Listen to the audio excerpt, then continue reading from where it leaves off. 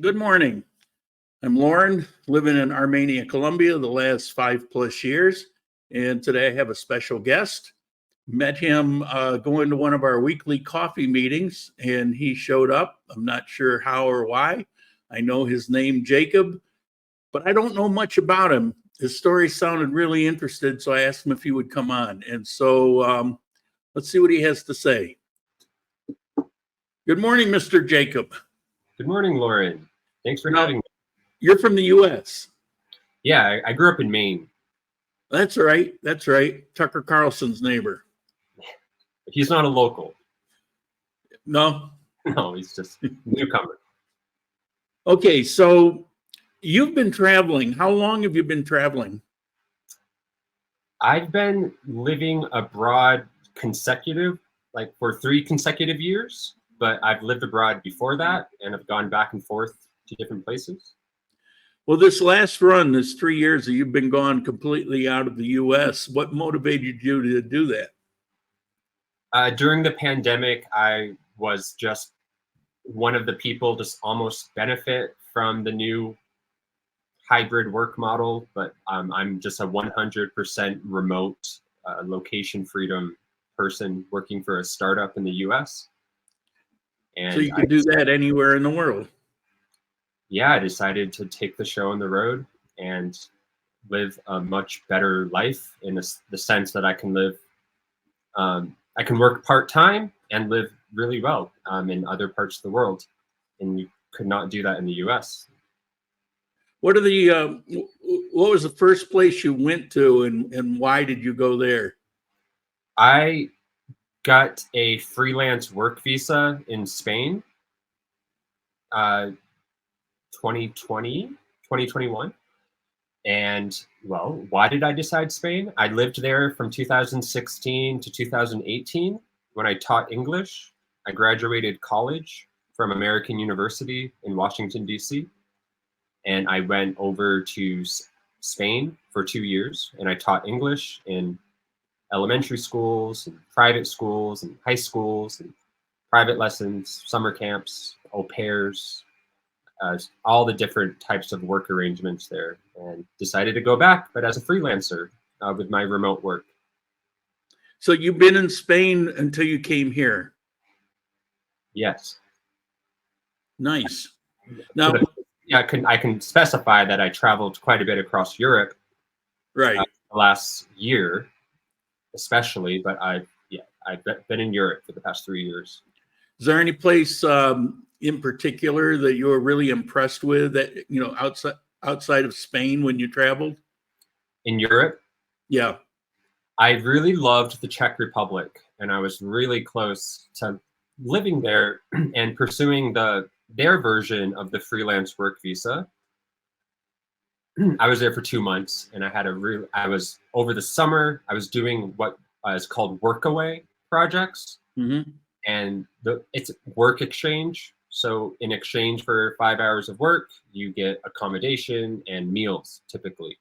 And it's a good way to travel, kind of slow travel, where you get to spend time in a place and kind of build a routine and build a lifestyle there. And I went to the Czech Republic and I volunteered on a goat farm with my dog.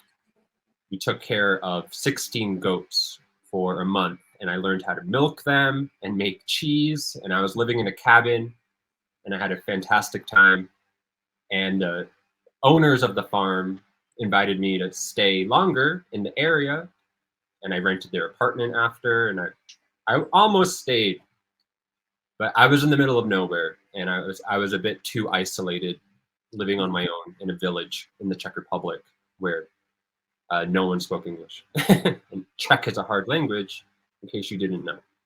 I know a few people that have traveled extensively in those Baltic area countries and absolutely love it. So they say, you know, they tell me it's the best place in the world, but don't know, never been that far east in Europe.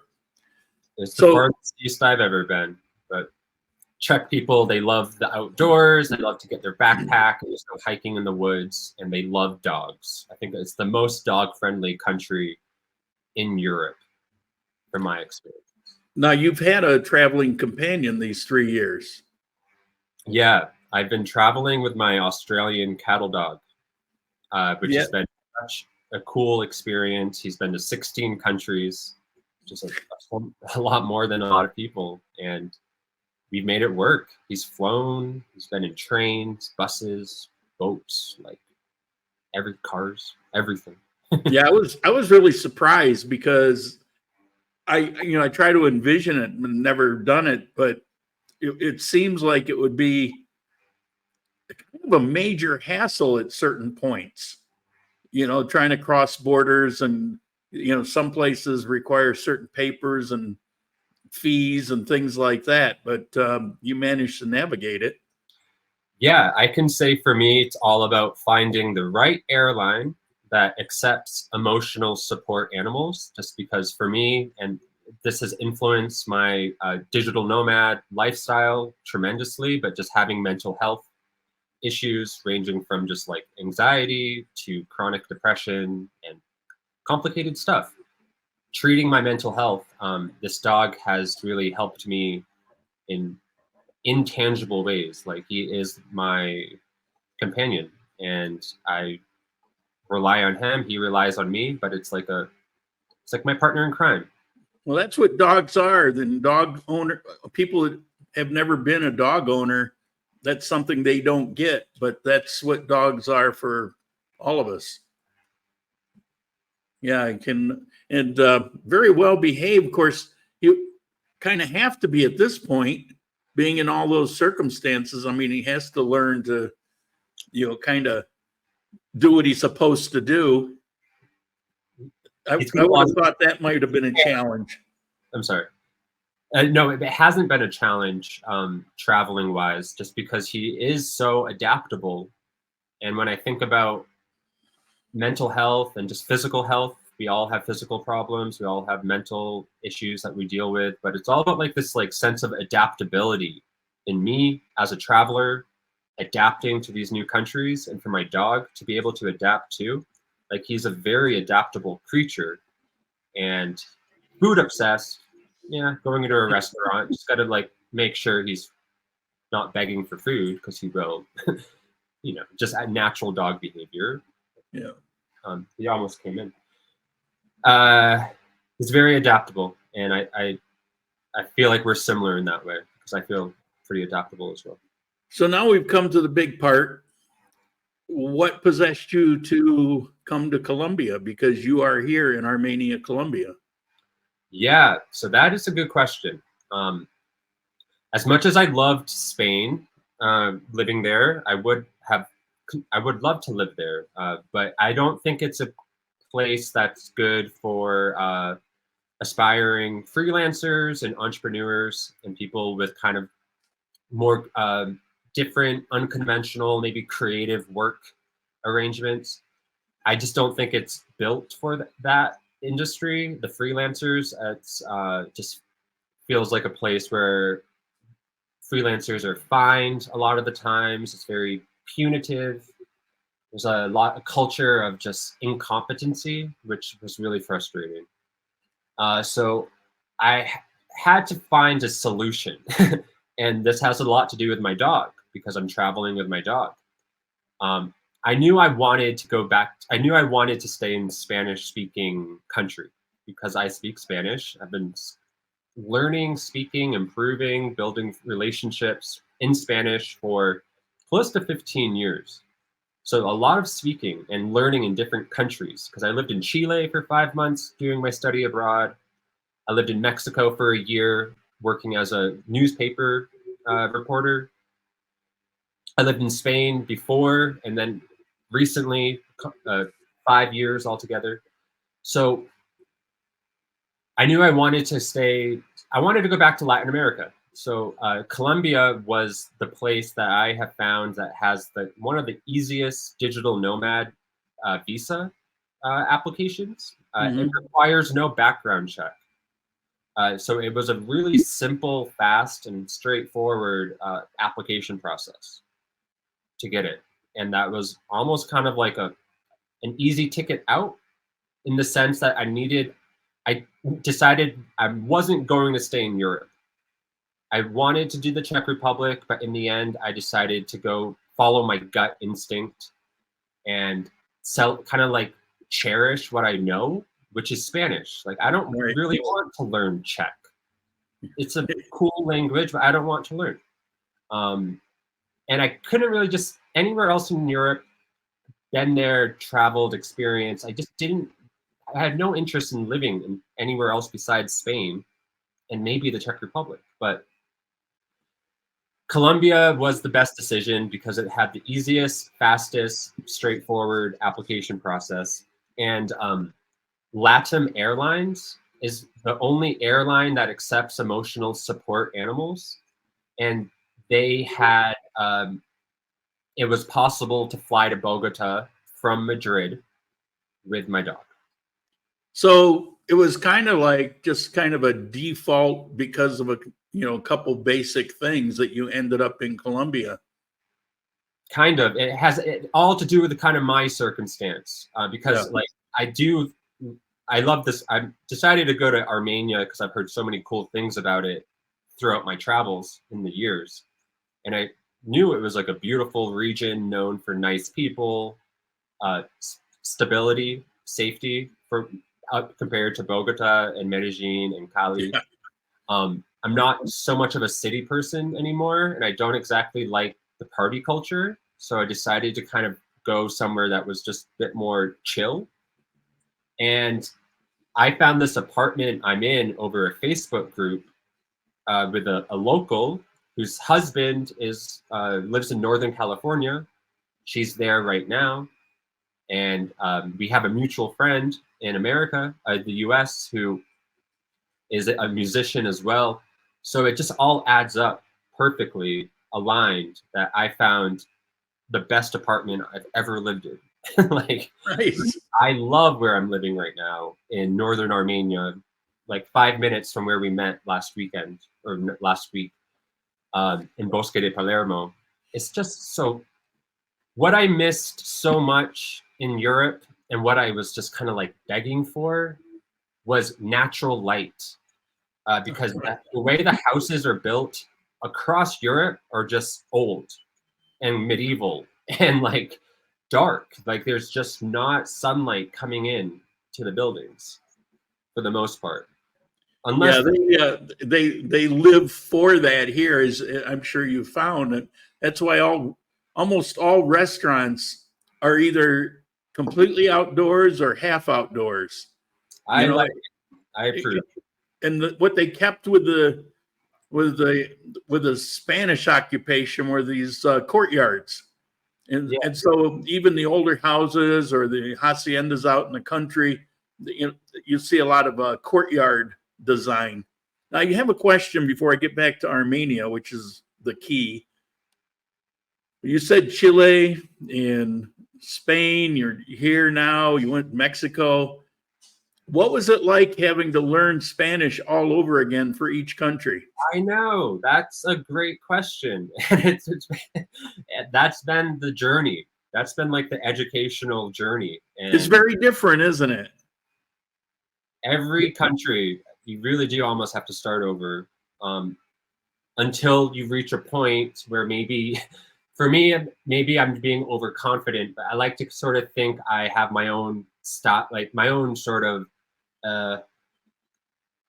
vernacular, like all the words I've learned from different countries combined into me.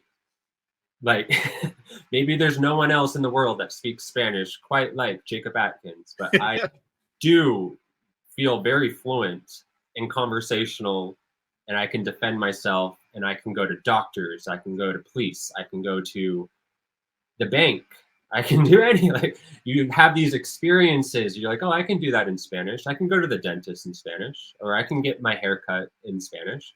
Well, the beauty of really going through life alone is that you're forced into those situations that make it easier and easier to handle as they reoccur. I mean, my Spanish is horrible, but I can get my way through just about anything just because I've had to get through just Had about. to. Yes. Yeah, but I lived in Ecuador for 3 years, and I come to Colombia. Well, I lived here 20 some years ago, but there wasn't much Spanish going on back when I lived. For me, I was kind of blocking it out. But I lived in Ecuador. I come here, and first of all, there's word differences. Like one uses funda, another one uses bolsa, for bag, but funda is a covering too, phone covering. When in Ecuador, they're kind of they're very formal. Their culture is very formal. Yeah. And you come to Colombia, and you find that their language is it's almost like American English. It adapts constantly to different phrases, and they have all these double entendres, which make it difficult for me. They'll use a word, and I think of it in the way that it would be used in most countries, but here they'll use it for like the complete opposite meaning. I ran into that just yesterday. I forget what the word was, but it's like I was really confused. I know the word, but it was being used in a way that's like not appropriate. Well, by using it in the exact opposite way, it's funny. Well, it wasn't funny to me. I didn't get it. I'm not part of that inside joke, but I see that Colombia loves to do that, especially sexual, innuendos and things like that. They have a sense of humor that I never saw in the language in Ecuador. You know what I'm saying? Yes, I can really. I agree 100% because one of the first countries I ever went to learn Spanish was in 2009 after I graduated high school, and it was Ecuador. And I thought it was such a cool, an appropriate place to go to learn Spanish because I think they speak slow for the most part. Unless you're on the coast. Yeah, but they don't have a lot of slang. Yeah. And I think it has to do because their indigenous language comes first in a lot of ways. Like Quechua is almost like it's more common and obviously older than Spanish. And it is blended a little in the language. That's true. Yeah, but but like they have such a neutral form of Spanish where it doesn't have the personality and flair like it does. We'll call it vanilla. A little vanilla, yeah, maybe. But Ecuador has such a rich culture, but it's just not Spanish culture, which is what the beauty is. I think it's the indigenous cultures and the Aymara, I think is the language, and Quechua, the two languages. Quechua, yeah. So, but relating to that, I think in Colombia, for me coming from Spain, Colombians speak really formal. They sound formal. I hear so much like even the way they speak amongst each other. I'm hearing a lot of like señora, usted, señor, sí, señor, and it's just like very, very, very formal. And what you said about the innuendos and the words where they're using it opposite. There's an example here. The word bravo, like bravo. In so many cases, well, bravo is like applause, or in Italian, like bravo means good. So if someone's like, "Is your dog good?" They would say, "E bravo." I'm like, "Yeah, sí, e bravo." A positive thing, but here, bravo means like brave. But they use it in the sense like, if they want to say, "Does your dog bite?" They would say, "Es bravo." Like, does your dog bite? And it's like when I hear "Es bravo," I'm like, "Sí, es bravo," and then they're like, "Poof," like scared because I think it's a good thing, but they're asking it like, "Is he brave?" But that means, does he bite? Yeah, I know it'll throw you in, and I think Colombia makes Spanish even harder for me. I found the Spanish use, even though I didn't take advantage of it in Ecuador, was really a lot simpler. And when I came here, it got a lot more complicated. Even the, you know, basic pronunciations like Yama or Jama, you know, little things like that. But it's mostly the way that they use their language. In Colombia, Spanish is a living language. It reminds me of the United States, where every region has its own, you know, hip phrases and, you know, different things going on. Where Ecuador was pretty much the same, except for the some of the areas on the coast might have some unique things, but it's basically throughout Ecuador it was a language. And in Colombia, it depends where you are in the country, and things change. A phrase becomes popular, and you hear it for a year, and then it fades away. And you know, there's a lot of that in Colombia. Yeah, I can see that.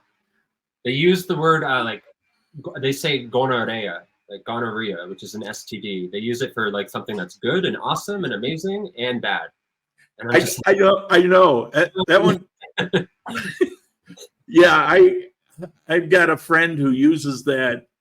She uses it kind of regular when okay, I didn't hear you. What are you saying?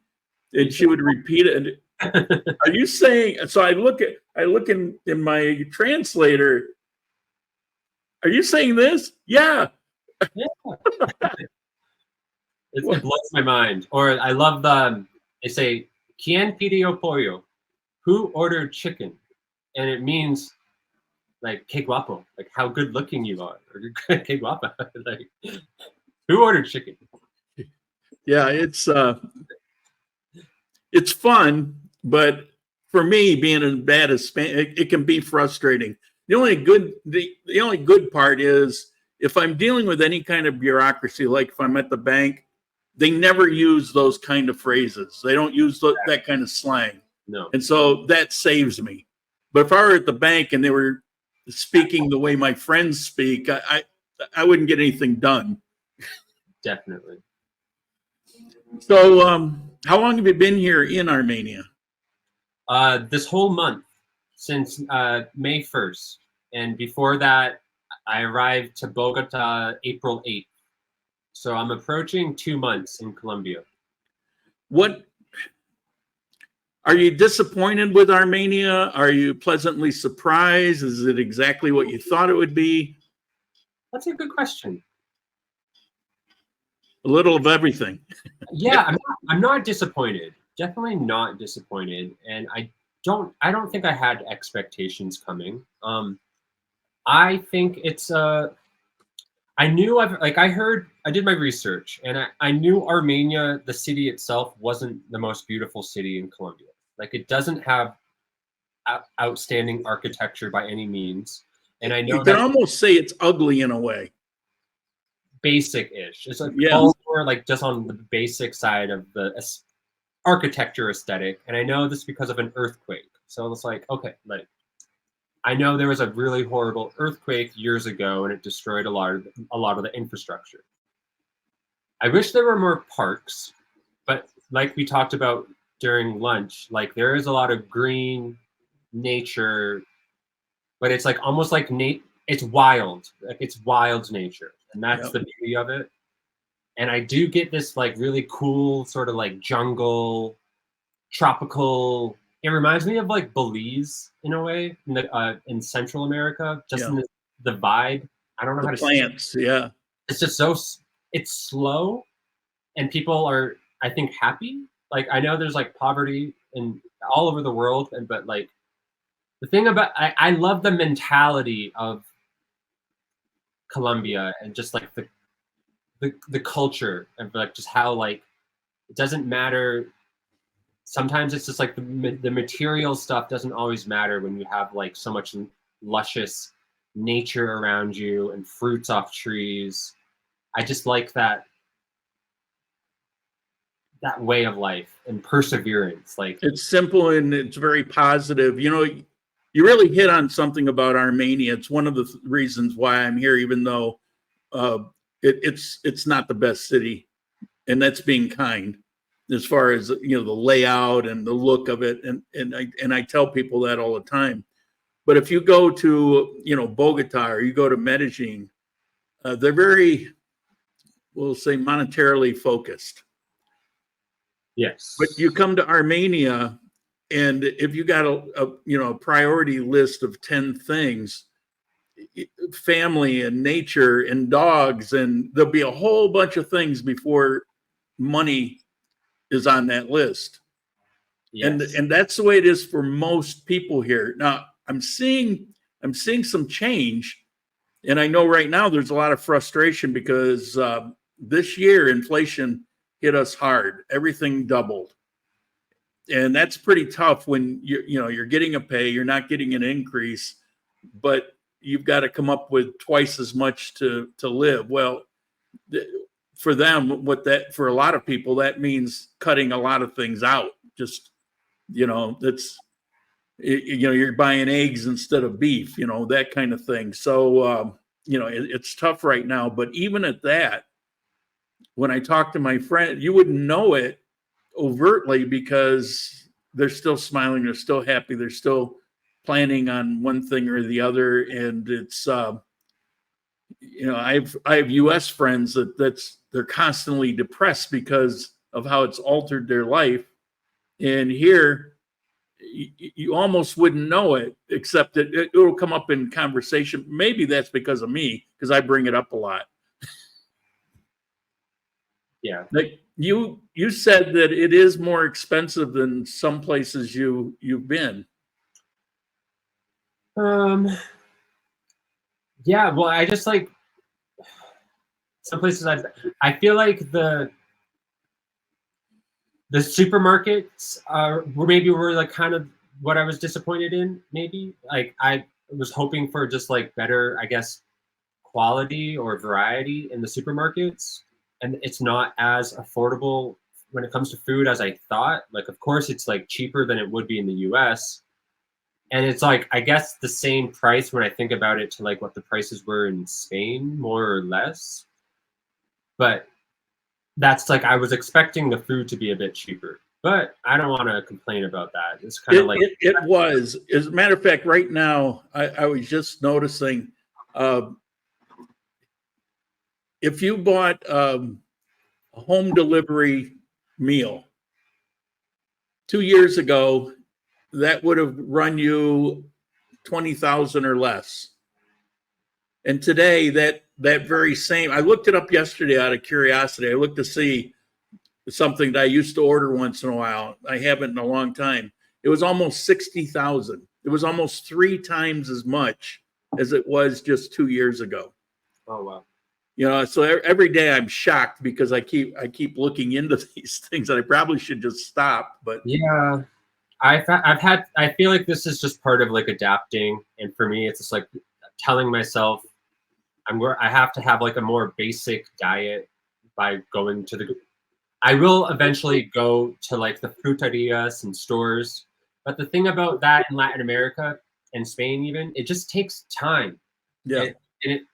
It wastes time when you have work throughout the day, when you have to go to multiple stores to get your needs. I don't really shop for meat, but it would require me probably going to like different frutarias and places for my vegetables and bakeries, because the bread and bakery stuff would be separate from the fruit, obviously. So it's easier to go to a grocery store and just like get it done once and move on with your day. I actually have basic items, things you don't have to worry, like a bag of rice or a carton of milk or whatever. Yeah. I have all those things delivered to me because with Rappi, I get free delivery. So I don't have to chase those things. The only thing is fruits or vegetables I want to buy out. But any kind of meat, with few exceptions, with any kind of meat, I actually have a mail order delivery, flash frozen. It's a lot cheaper, and it's far better quality. What supermarkets do you go to here? Where you're living, probably the Super Inter. No. So where I'm living, I go down the street a little bit to the D1, Oh, which is actually my favorite compared to Ala, I think is the other one. Ara. Ara. Yeah. Don't like Olympica. I think that's the most expensive. And I think L'Oreal, something. Morales. L'Oreal kind of like the Whole Foods of Colombia, which I haven't been to because I know it's expensive. But D1, not the best variety, but it's the best prices. And It is. It's the cheapest. They have a lot of their own. They remind me of Aldi's because they have a lot of things at their own brand. Yeah, and I like that. It doesn't say D1.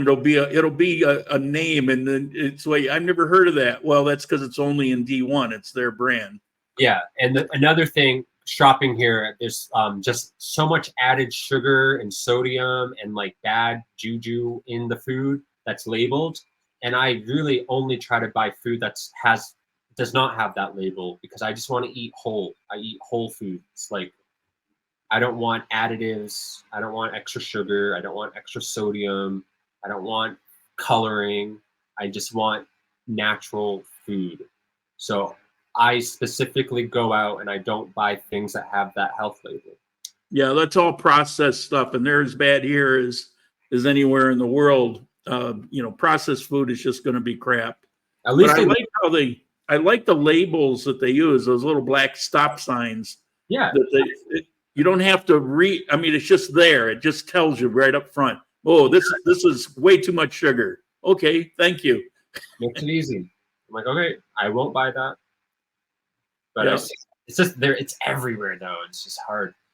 I love the Colombian food though. I love going out to eat. I'm learning how to make my own arepas, which I love arepas. I love making the beans. I love the smoothies, like the juices, just like so many fruits, and they love fruits here. Yeah. And you can just see the nature. It's just so lush, and they take pride in it, and you can tell. I know they do love they take pride in their culture, and nature for them is their culture here in Quindío and Armenia. And I think that's so cool. And their dogs. And like Colombia is the most dog-friendly country I've ever seen in the world. Like, yeah, I talk about that. It seems like every month something new comes along. There was a court case recently, and then they passed a law about dogs being family members, and there's always something happening. Here on Sundays in most of Colombia, they'll actually take a main highway and they'll close it, or at least close half of it if it's a divided highway. And so on Sundays, you can go out and you can walk your dog on these boulevards without worrying about any kind of traffic. And you'll see skateboarders and, a lot of people, but it was, it's primarily you see dog walkers out. Oh, it's pretty cool. Here, it's that happens every Sunday on Centenario. That's on the other side of on the east side of the city. I used to live over there. Centenario. Okay, that's cool. Yeah, Carrera Seis. But we call it Centenario. It's a great place to live. Nice. Noted. Always looking for good places to go with the dog. So far, we've gone to Salento and Valle de Cocora, and that was such a nice weekend trip and just so easy just to get there. Very touristy. Yeah, but but there's a reason for the tourists. You mentioned the earthquake. When that earthquake happened, it hit Salento real hard. And people from all over Colombia would take time or vacation time, and they would go to Salento to help dig it out. And at any given moment, there at its peak, there was 25,000 people there, and they were rotating in and out for a year. And the population's only maybe 5,000, 2,000, something like that. It was not a tourist place. But what happened is, as time went on, because that was 20 some years ago, as time went on, the parents would tell their children about it, and they would take a vacation. They would go back to talk about that adventure, that experience they had there with all these people doing this, helpful work. And it became a family thing. You're into your second, third generation of that being a family, that's Mecca. And so it became very popular. And so they started modifying it to accommodate tourists. They started putting in all these things. Well, then it became a tourist thing for people coming to visit Colombia. So that now it's high on the list of outsiders. But the reason it became, why Salento and why not Finlandia or why not Cambaya? That's why. It was just another town until that happened. So, they were devastated. But then again, it's brought them fame and fortune ever since. Finlandia is very similar. It's just a handful of miles away. Everything's close in miles. It just might take you 45 minutes to get there. Yeah. In Salento, you have all these mountain peaks and the valleys and like that. In Finlandia, just a short way away, in a very similar type of pueblo, it's up on a plateau. And when you look out from that plateau, you see these rolling hills. It's fascinating. It's like, how? By the map, it's maybe 6 or 7 miles, and it's completely different topography. Yeah, and like microclimates are common here. Like different side of the mountain, different weather, like totally depends. I've had days where I would stand on a street and look down maybe 4 or 5 blocks and see it rain down there. I got sunshine. Yeah. The south of Armenia, it's considerably hotter, and you've probably noticed in the north, we always have a breeze, and in the south, we don't really have that. No. The air just kind of hangs. But you can see how it is on the map. It looks like 2 different worlds, like the southern part of the city and the northern. In the south, a lot, it just looks more like, there's no vegetation. So I think that makes a difference. There's more highway, you're closer to the airport. It's going to just be more concrete. So obviously it's going to be hotter. Yeah. Microclimate is quite the thing. I have people that have never visited here always tell me how wrong I am about the climate because they saw on the internet. Well, I looked at the elevation, and Pereira has the same elevation. So you say it's hot, but it can't be because you're at the same, I don't know what to tell you. It's anywhere from 5 to 10 degrees hotter in Pereira than it is in Armenia. But, you mentioned the greenery here, how tropical it is. Yeah.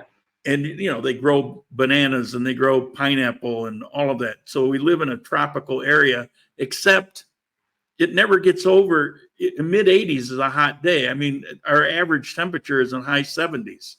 So we live in a tropical place that grows pineapples and bananas. It's pretty awesome.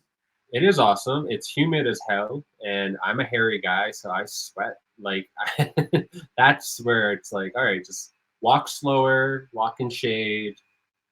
There's no point in having a rush. Just it kind of gives me the incentive. Well, the good news for you is it's uncommon and it'll go away soon enough. We're in a La Nina, so we're getting extra rain, but mostly we're getting humidity. Normally, you don't feel humidity. Oh yeah. You'll go month after month after month, and you don't really have any humid days. We've been having it for the last month, 3 weeks maybe, because the La Nina has been kind of taken over. We just came out of an El Nino, so we're getting slammed back to back, where we didn't even get rain for like 5 or 6 weeks. Bogota was in water rationing. They still are, and that sucks. Oh, are they still? Pretty sure. When I was there last month, once a week, I was. Yeah, I think they're out of it now. Somebody told me that they're out of it. It doesn't stay very long because we've been getting enough rain, and as they have, you get a couple of good days of rain and the reservoirs fill right back up. Yeah, but you know it's a management issue. It's like a municipal government poor management. That's why the reservoirs are lacking. But that's true, and we never get that here. They've really got a good handle on water management. But not only that, we're in a place where it's all rivers and waterfalls, and we get rain every day. Usually it's like a half an hour in the afternoon or in the evening. Right now, it's like I look out right now and it's not raining, but it looks like it could be. You know, the clouds are kind of hanging low and it's overcast. That's not normal. So you may see as much as another month of this, and then La Nina will go away, and then you'll see Armenia where you get up in the morning and it's a beautiful sunshiny day, and you go do your thing, and then maybe around 1 or 2 o'clock, you might get some rain, or maybe it'll come in the evening. Usually rains like once a day for about 15 minutes to a half an hour, and it'll be afternoon to evening. If I'm going to be out in the afternoon, I take my umbrella. And that's even when what they call a dry season, rainy season here, it's usually the same thing. You know, we still get the same pattern. Well, I like variety. I like how it keeps me on my toes, and it's not the same weather all the time. So it's just another day traveling in the world. But see, I took over the conversation. My apologies. Oh, it's okay. So to close up, what are your plans? What are your thoughts? How long do you think you're going to be here? Have you given that any thought yet? Yeah, I'm thinking about it, and I'm trying to be pragmatic. I'm trying to like do my research, trying to make the right decision. I have the apartment that I'm in right now until November 18th, so that's going to be 6 months. I have a 6-month contract. And I ultimately need to decide within those 6 months if I want to stay for more than 6 months. I have a visa for a year. I want to make sure if I stay longer, if I want to be a fiscal resident or not. I have to basically do my research. Being a digital nomad, I have to really kind of just be strategic and play it safe about how much. Looking at my tax obligation, because living in Spain for 3 years, it hurt financially, economically. So much of my income going every month to Social Security and income tax stuff, and I really, in Spain, I wanted that to be home. I wanted to be an expat. I wanted to live there, but I just found it so impossible to afford all the tax obligation on a monthly basis.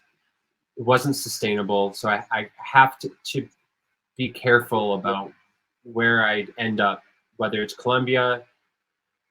I'm not going back to the US. Well, you're going to be pleasantly surprised when you look into it. And I can't talk about details on here, but you're not going to have those things that you experienced in Spain. It doesn't operate like that, and you're going to be very pleasantly surprised. I mentioned a couple things when we had the coffee. I did want to ask you, how did you know we were having that coffee meeting? How did you? It was the Facebook group. I think it was like expats in Armenia, the principal one, and Ron, his name was. Ron published something about a Wednesday gathering. Oh, okay. Yeah, I'm not even in that group. Oh, okay. Well, it was all Facebook, pure Facebook. We have a different group, so I was just kind of curious. Well, that's good. Yeah, Ron posted up. Well, I thank you very much for coming on. It's difficult to get people to do interviews. Yeah, I'm glad. I hope this was. I think it was a good flow. I think it worked well. It was like it's a natural conversation. It wasn't me just talking the whole time, which I like. So thanks. No, it's mostly me talking the whole time, but no. It was. You have my WhatsApp. If you need anything, you have any questions, feel free to give me a holler. Sounds good. Appreciate All it. right. Well, thank you. Thank you. Have a good day. Ciao.